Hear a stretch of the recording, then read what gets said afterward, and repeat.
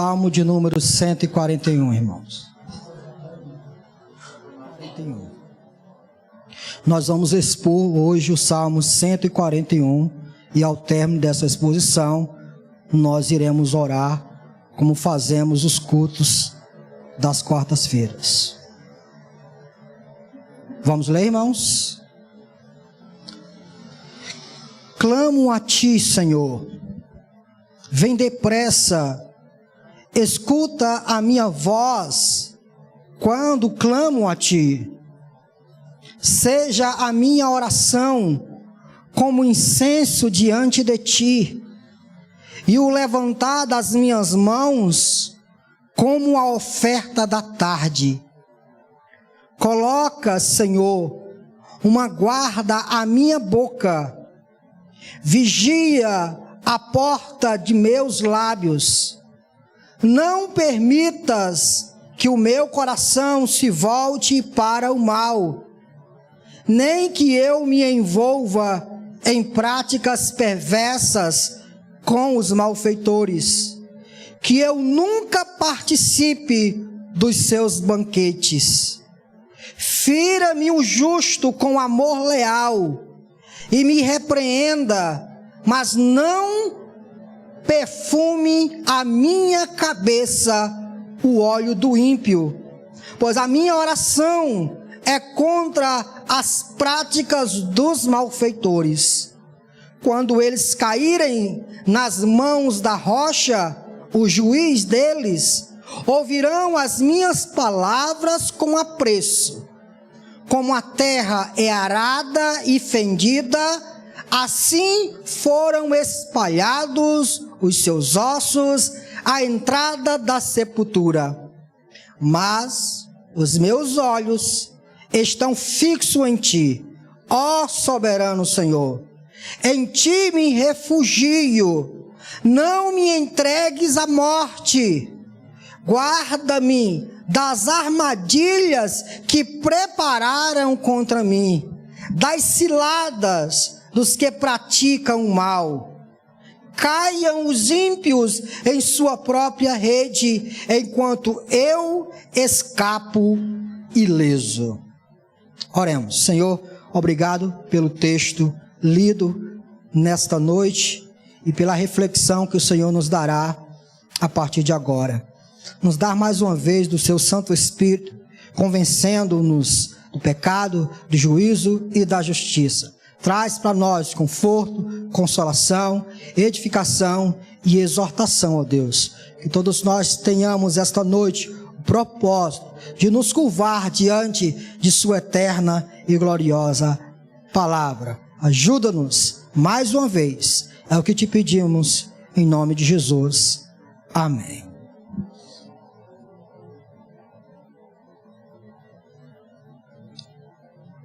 Todos vocês sabem que o livro dos Salmos, ele é o livro dos cânticos dos hebreus. Ele é semelhante a um inário cristão.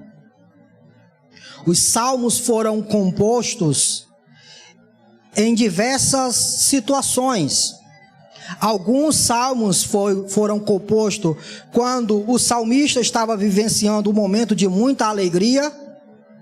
Outros, quando o salmista estava vivendo momentos de tristeza. O fato é que os vários sentimentos que moldavam o coração do indivíduo passavam-se a fazer com que eles escrevessem algumas coisas, entoassem alguns cânticos.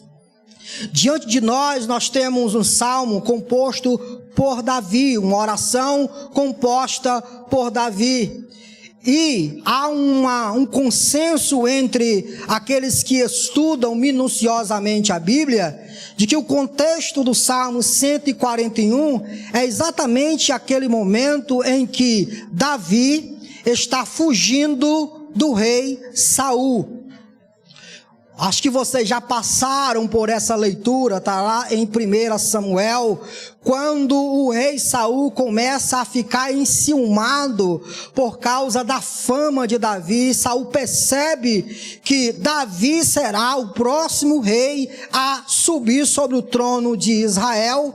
E Davi fica muito enciumado com relação a isso, Saul fica muito enciumado com relação a isso, porque Saul não quer perder a sua dinastia. Saul quer continuar reinando sobre o trono de Israel, e depois que ele morrer, ele quer que os seus filhos perpetuem o seu reinado. Só que Saul começa a perceber que Davi tem a predileção do povo, e há alguma coisa em Davi que o faz ser o legítimo rei de Israel. Por causa dessa situação, Saul começa a perseguir Davi em todos os lugares. Saul persegue Davi como se um caçador perseguia uma caça, de forma incansável e de forma implacável. Saul começa a perseguir a Davi. Chega um momento, meus irmãos, que Davi simplesmente percebe que Saul jamais deixará de perseguir a ele, e Davi toma uma medida drástica. Davi até intenta e vai fugir para a terra dos filisteus. Até então Saul persegue Davi no território de Israel, mas Davi sabe que só há um lugar em que Saul não colocará as mãos dele na vida de Davi, que é na terra dos filisteus. Diante de toda essa tribulação, diante de toda essa perseguição implacável do rei Saul a Davi, Davi compõe esta oração, Davi compõe este louvor. E aqui, meus irmãos, o conteúdo deste louvor, o conteúdo desta oração, nos faz tomar um tema para nós esta noite: tomando decisões em tempos difíceis. Percebam que eu já disse a vocês qual era o momento, em que circunstâncias Davi estava compondo este salmo. Uma circunstância de muita perseguição, uma circunstância em que ele não tinha descanso em momento algum. A qualquer hora e a qualquer momento Saul poderia pegá-lo e matá-lo. Só que Davi compõe essa oração, e ao compor a gente percebe que nesta oração ele passa a tomar algumas decisões que obviamente nós iremos aplicar para as nossas vidas, que nas mesmas situações difíceis que passamos, seria bom que tomássemos as mesmas decisões que Davi toma nesta oração. Vamos ver aqui, meus irmãos, que decisões foram essas. Primeiro, nós percebemos que no meio de tanta perseguição, uma perseguição implacável, há uma coisa que move o coração de Davi. Há algo que Davi decide fazer, e está logo no versículo 1, que é o que, irmãos? Orar, né? Davi decide buscar a Deus em oração. Logo nesse primeiro versículo, irmãos, nós podemos perceber o uso de uma disciplina espiritual exercida por Davi. Ele diz: clamo a ti, Senhor, vem depressa me socorrer.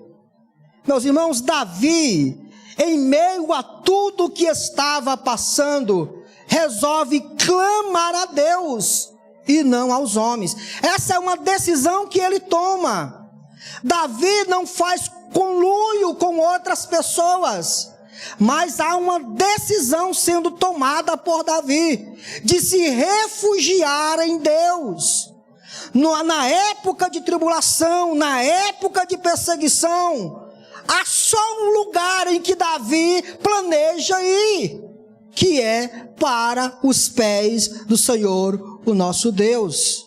Davi, meus irmãos, sim, é um homem que sabe dar a devida importância à oração. nesse momento tão difícil. E a Bíblia vai nos dizer que Davi era um homem extremamente estrategista. Davi sabia entrar e sair. Davi sabia fazer planos como ninguém, irmãos. Só que Davi não confia nos seus projetos. Davi não confia simplesmente nos seus planos. E Davi não confia nas pessoas que lhe cercam. A confiança de Davi está em Deus. E é por isso que ele vai buscar a Deus em oração. Ele vai buscar ao Senhor no meio de uma situação aterrorizadora, no meio de uma situação difícil. Como que a gente pode aplicar esse princípio para as nossas vidas? Infelizmente, irmãos, a nossa geração é uma geração que perdeu o sentido de dar importância a essa disciplina que tanto é essencial para a vida do crente. Nós oramos muito pouco. A história diz que Tiago, o irmão do Senhor, orava tanto que ele era conhecido como o homem de joelhos de camelo. Você imagina o que é isso? Vocês já viram camelos se ajoelhando, irmãos? O camelo, ele se ajoelha para trás? Não, ele se ajoelha para onde, irmãos? Para frente. Por causa desse hábito do camelo se ajoelhar para frente, cria-se no joelho do camelo uma crosta muito grossa. Tiago era conhecido como o homem de joelhos de camelo, por tanto orar, por tanto estar aos pés do Senhor em oração. Se nós formos vasculhar a prática, o hábito dos homens, dos personagens bíblicos, nós iremos perceber que esses homens eram homens de oração. Esses eram homens que passavam tempos e tempos diante de Deus. Chega momentos nos salmos que o salmista diz que quem dera que ele tivesse mais tempo para passar madrugadas inteiras aos pés do Senhor, falando com Deus. Nos momentos de dificuldades, era para os pés do Senhor que os personagens bíblicos iam.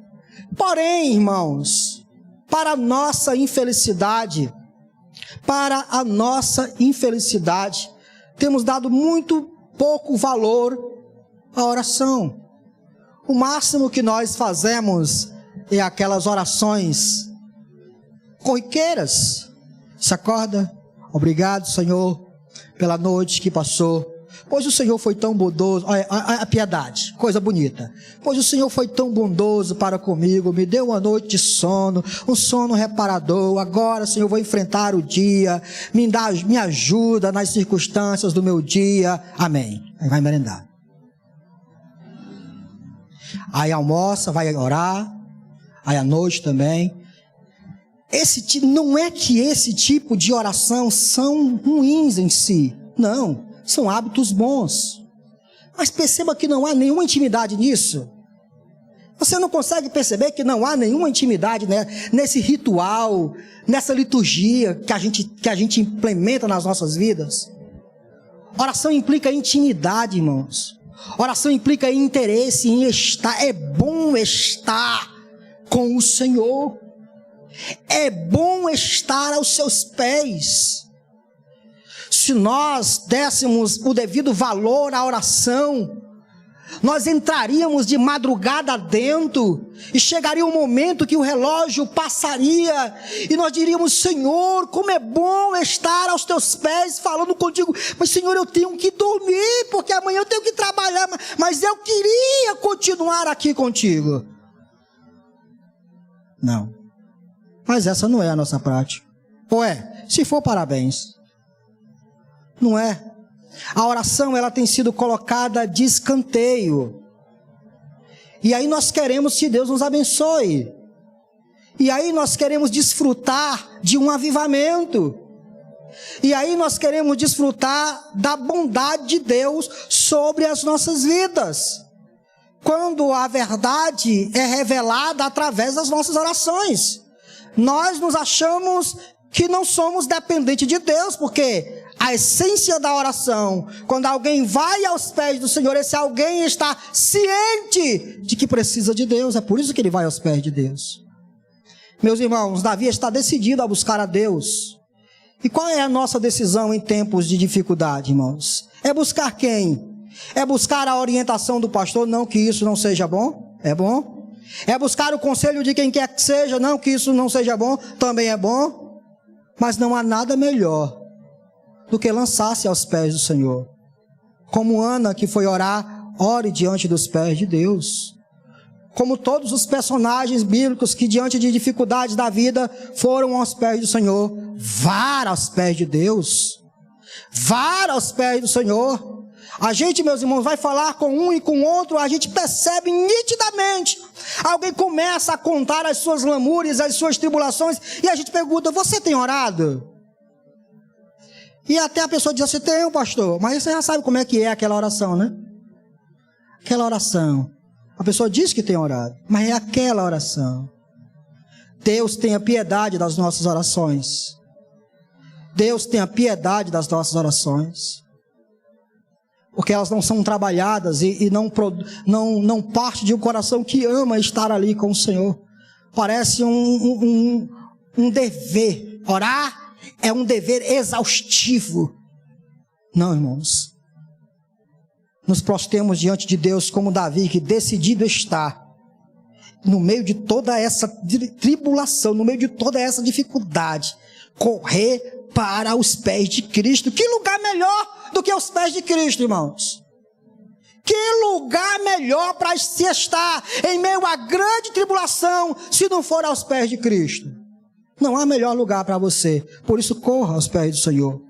Segunda coisa, meus irmãos, que a gente vê nesse versículo, quando Davi está decidido a buscar a Deus, é que ele diz no versículo 2 a seguinte coisa: seja a minha oração como incenso diante de ti, e o levantar das minhas mãos como oferta da... Davi sabia que adorar a Deus, mesmo quando estava afastado do santuário, era algo que poderia acontecer. Lembrem-se que Davi está fugindo. Lembre-se que Davi está distante do tabernáculo. O tabernáculo está em Jerusalém, capital do reinado de Israel, cujo trono está o trono do rei Saul. Lá estava o santuário, lá estava o tabernáculo, lá estavam todas as liturgias. Era lá que o sacerdote normalmente fazia o culto solene e celebrava ao Senhor. Era lá que o sacerdote na tarde levantava as mãos e adorava a Deus. Era lá que normalmente o sacerdote pegava um incenso e jogava-se no meio do santuário, produzindo então um aroma suave. E muitas das vezes a Bíblia diz que quando o sacrifício era feito, esse aroma subia ao céu e era agradável às narinas de Deus. Perceba o que Davi está fazendo aqui, irmãos. Davi está decidido a tornar a sua oração agradável ao Senhor. Assim como o sacerdote fazia lá, levantando suas mãos e exalando o incenso dentro do santuário, o salmista está dizendo: Senhor, que a minha oração, que eu faço diante de Ti agora, seja semelhante ao incenso que os sacerdotes fazem dentro do santuário. Que a minha oração, Senhor, seja agradável a Ti, como a oferta da tarde, quando os sacerdotes levantam as suas mãos e agradecem ao Senhor pelo dia que passou. Essa é a ideia de Davi, irmãos. Ele quer orar, ele quer estar aos pés do Senhor. Essa é uma decisão que ele toma no meio da dificuldade. Entretanto, Davi, apesar de saber que ele pode orar em qualquer lugar, Davi sabe, meus irmãos, que a oração não pode ser feita de qualquer jeito. Que a oração não pode ser feita de qualquer maneira. A revelia de um pensar, de um raciocinar, de colocar as coisas no devido lugar. Não. Davi sabe que a sua oração deve ser uma oração agradável ao Senhor, semelhante àquelas que eram feitas lá no tabernáculo. A oração é cantada, meus irmãos, em verso e prosa por nós. Entretanto, além de darmos valor à oração, como deveríamos dar, também temos que aprender a orar. Sim ou não? Claro! Não foi isso que os discípulos disseram para Jesus? Senhor, ensina-nos a orar. Aí Jesus disse assim, olha, de qualquer jeito, rapaz. Fale o que está no seu coração. Foi isso que Jesus disse, irmãos? Foi não. O que Jesus disse? Quando vocês forem orar, orem assim. Vocês sabem, né? Qual foi? Pai nosso que estás no céu, santificado seja o vosso nome, venha a nós o vosso reino. Jesus está ensinando uma mecânica de oração? Não. O que Jesus está colocando é princípios que deve haver na oração. Princípios que devem ser respeitados. Quando o orador se curva diante de Deus, ele deve respeitar o indivíduo a quem ele está indo chamar, o indivíduo a quem ele está clamando, de tal forma que ele diz, é meu Pai, mas também é alguém que está no céu, acima de mim. Ou seja, a ele eu devo reverência. Santificado seja teu nome, Senhor. Meus irmãos, Davi sabe disso. E é por isso que ele faz esse tipo de oração, dizendo, Senhor, que a minha oração seja semelhante àquilo que os sacerdotes fazem lá no santuário. Nós nos preocupamos com isso, irmãos. Tal como os discípulos, nós estamos preocupados em abrir os nossos lábios e de fato orarmos como Deus quer que a gente ore. É evidente que eu não estou dizendo para vocês que nós devemos aprender a falar os verbos, os adjetivos, os substantivos, todos os lugares, e aí a gente deve procurar um dicionário e encontrar as palavras mais difíceis para que quando forem ditas nas orações, a gente diga palavras retumbantes. Ouvira dos pirangas margens plácidas, de um povo heróico brado retumbante. Não, não é isso que eu estou dizendo. Não é isso que eu estou dizendo. O que eu estou dizendo é que a oração, ela deve ser tratada com máxima importância por nós. Muita importância. Mas também, nós devemos tê-la em alta conta de tal forma que quando formos aos pés do Senhor, devemos ter aquele princípio que Salomão disse lá em Eclesiastes, que sejam poucas as tuas palavras quando te apresentarem diante do teu Deus, porque tu está na terra e ele está no... O que Salomão está dizendo com isso? Que a gente deve falar bem pouquinho? Não é isso, o princípio não é esse. O princípio que Salomão está colocando é: presta atenção no que tu vai dizer, raciocina, reflete, para quando tu for se prostrar diante do teu Deus, tua oração tenha conceito teológico básico para a tua vida. E é por isso que Tiago vai dizer: vocês pedem, mas vocês não recebem, porque vocês oram errados.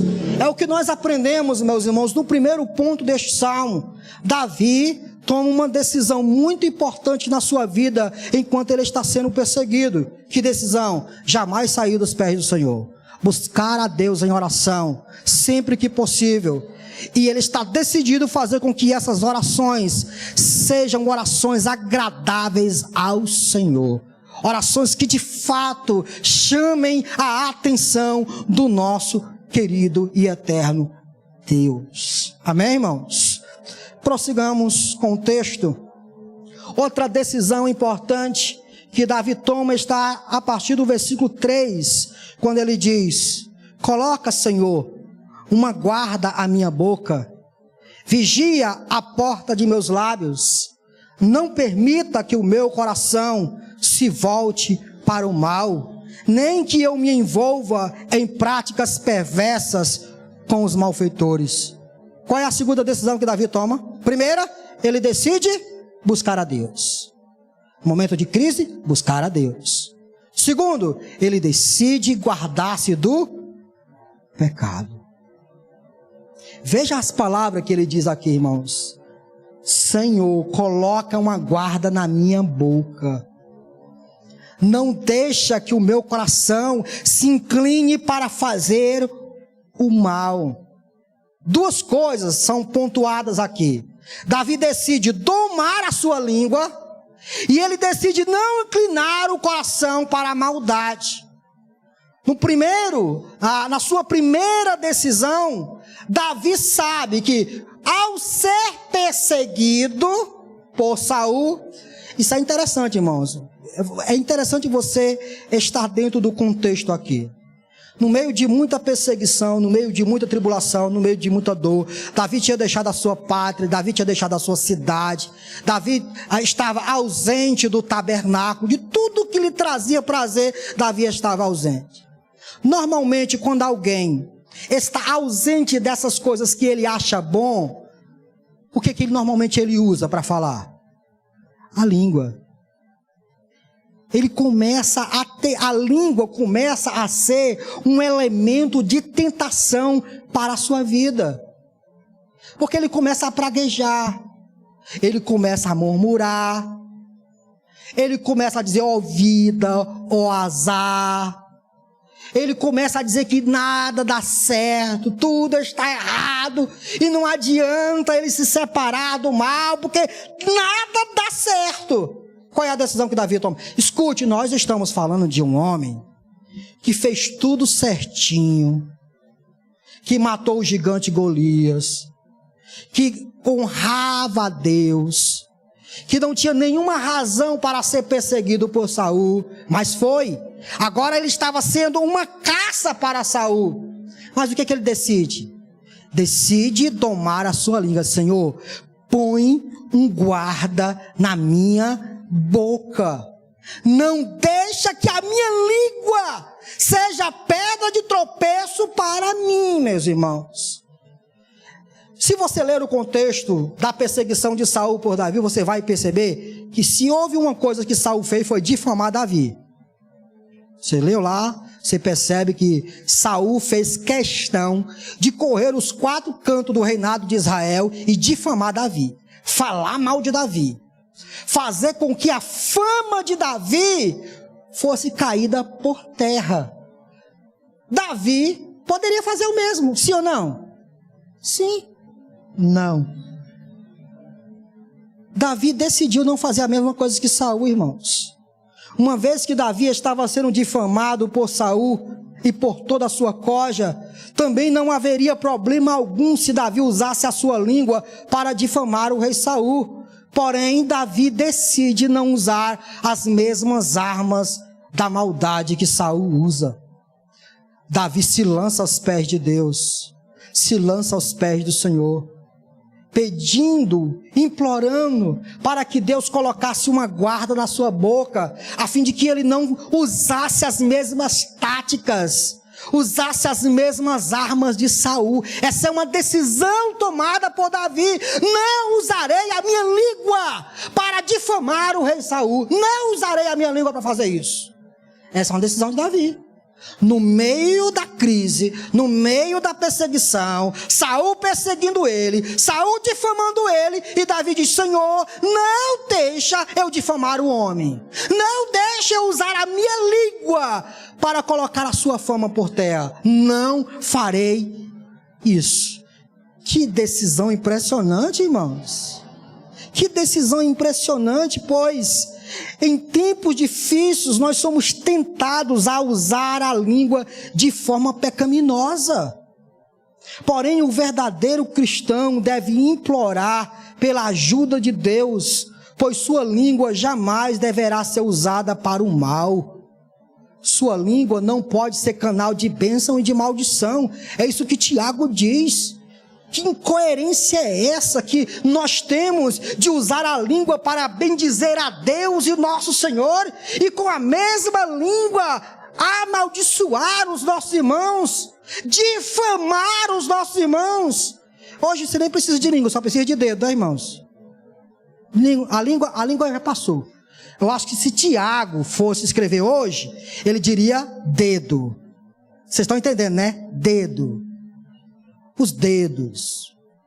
Davi decide, em época de crise, em época de perseguição, domar sua língua, prendê-la, não usá-la para difamar quem quer que seja. Saul fazia isso? Que ele faça.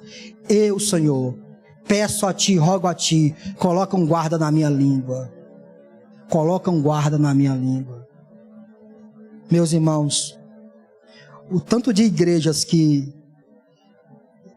Eu não estava pensando nisso, mas eu vou dizer agora. O tanto de igrejas que foram dilaceradas por irmãos que na política passada difamaram um ao outro, criticaram um ao outro, colocaram um ao outro no inferno e disseram que é filho do diabo, filho do capeta. E não estava no gibi. O que eu via era vezes e vezes e milhões de vezes irmãos tendo o mesmo Deus, a mesma fé, frequentando a mesma igreja, usando seus dedos para difamar os outros. Em época de crises, em época de problemas, a decisão que temos que tomar é: colocarei um guarda na minha língua. Freie sua língua. Freie sua língua. Às vezes eu estou lá em casa, aí eu abro o meu computador, abro o Facebook, aí eu olho o negócio, meu dedo chega e fala assim: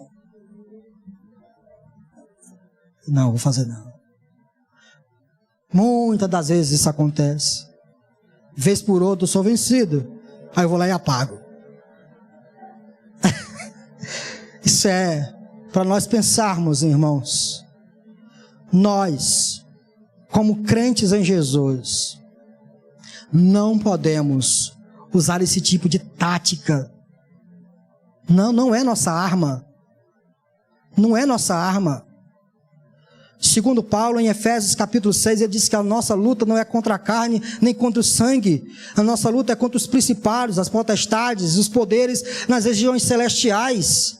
É sobre essas pessoas, é sobre esses indivíduos, sobre esses seres que é a nossa luta. Nós não lutamos contra os irmãos, nem falamos dos nossos irmãos, mas nós usamos a nossa língua para bendizer a Deus nosso Senhor e abençoar os nossos irmãos e ajudá-los em suas fraquezas, levantando quando puder, e quando não pudermos fazer isso, o máximo que podemos fazer é ficar calado. Você não pode ajudar? Pode não? Então fica calado. Não pode ajudar? Amém, irmãos? Amém? Amém. Que assim seja então. Vejam, meus irmãos, Davi decide guardar-se do pecado. Ele sabe que usar a língua para falar de Saul seria cair em pecado. Ele também entende que seu coração não deve ser inclinado para a maldade. É essa oração que ele faz: Senhor, não permitas que o meu coração se volte para o mal. Todas as circunstâncias que Davi estava enfrentando poderiam levá-lo a endurecer o seu coração, e assim seu coração começar a desejar o que era mal diante dos olhos de Deus. Davi, meus irmãos, sabia que o coração dele era mau, que por mais que ele agisse com integridade, por mais que ele se separasse do pecado, ele sabia que lá no fundo do seu ser, ele era pecador. Foi isso que ele disse no Salmo 51. Por isso que ele ora assim: Senhor, não permite que o meu coração se volte para o mal. Senhor, coloca rédeas em mim, porque se o Senhor não colocar, o que vai acontecer comigo? Vou para lá. Davi, meus irmãos, Davi, ele sabe que seu coração tem inclinações que insistem em desfrutar dos prazeres momentâneos do pecado. Ele sabe que sucumbirá se for deixado à sua própria mercê.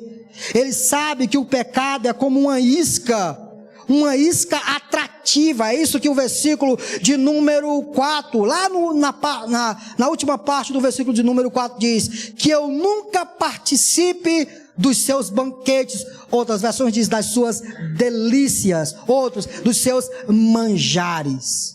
O que Davi está dizendo, irmãos, é que Saul e a sua corja, eles desfrutavam desse tipo de manjares, desse tipo de pecado, eles gostavam disso, eles pecavam e eles amavam isso. E Davi está dizendo, Senhor, guarda o meu coração, não deixa eu desejar aquilo, não deixa, Senhor, eu sucumbir a isso.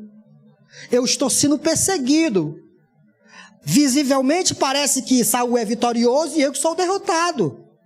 Visivelmente ele parece que está certo e eu estou errado. Por isso ele está banqueteando, por isso o pecado na boca dele é desejável, é delicioso, porque está dando tudo certo para ele. Aí o que Davi diz? Senhor, mas eu não quero isso para mim, Senhor. Não deixe o meu coração desejar isso. Davi está decidido, irmãos, a fazer com que isso não aconteça de forma alguma. A fazer com que o seu coração não seja inclinado para o mal. Meus irmãos, prestemos atenção. Os verdadeiros cristãos ficam horrorizados com um simples pensamento de pecar. A simples possibilidade que o cristão tem de pecar causa no cristão horrores. Davi não está pecando, mas Davi sabe da possibilidade daquela isca atrair ele, dos manjares atrair ele, daquelas delícias atrair ele. E Davi está horrorizado com isso. E ele corre para os pés do Senhor e diz, Senhor, livra-me do mal. Como é que a oração de Jesus diz? Pai nosso que estás no céu, santificado seja o vosso nome, venha a nós o vosso reino, seja feita a vossa vontade. Como é que lá no final, irmãos? Livra-nos do... e não nos deixe cair em tentação. Davi está aplicando esse mesmo princípio, Senhor. Senhor, guarda os meus olhos e guarda o meu coração. Não deixa eu sucumbir, não deixa eu achar os pratos que o mundo oferece como algo delicioso. Não deixa que o meu coração se incline para essas imundícies, Senhor. Mas eu estou decidido a me separar completamente dessas coisas. É assim que nós devemos estar diante das crises desse mundo. São essas as decisões que temos que tomar. Vocês achavam que eu ia falar decisão de comprar carro, comprar casa, comprar isso e aquilo outro, né? Não. Decisões essenciais que devem ser tomadas em tempos difíceis são decisões como essa. As outras coisas é adereços, irmãos. As outras coisas são só secundárias. A verdadeira decisão, a principal decisão que temos que tomar são essas: buscar a Deus em oração, fazer com que nossa oração seja agradável aos olhos do Senhor, domar a língua, fazer com que ela fique pregada no céu da boca, ao ponto de não usá-la para acusar e difamar a quem quer que seja. Desejar que jamais seu coração seja atraído pelo pecado. Essas são decisões importantes que temos que tomar em tempos difíceis. Você está vivendo tempos difíceis, irmão? Pastor, estou vivendo um tempo de uma decisão aí. Eu não sei se eu vou para a direita, eu não sei se eu vou para a esquerda. Qual é o conselho que eu tenho que dar para você hoje? Vai orar, irmão. Vai orar. Ah, mas eu já orei. Ora de novo. Você orou nada? Não orou. Orei, pastor. Todo dia eu oro 10 minutos. Misericórdia. Vamos caminhando aqui, irmãos. Eu já disse duas. Primeira decisão, buscar a Deus em oração. Segunda decisão, guardar-se do pecado. E vamos encaminhando para o final, dizendo: Davi decide em época de muita perseguição e tribulação Davi decide aceitar sempre a repreensão. Olha o que ele diz no versículo 5. Isso é importante, irmãos. Muito importante. Fira-me o justo com amor leal, e me repreenda, mas não perfume a minha cabeça o óleo do ímpio, pois a minha oração é contra as práticas dos malfeitores. O salmista, meus irmãos, é um homem íntegro, é um homem que se separa do pecado, mas o salmista sabe que ele, na sua caminhada, pode tropeçar.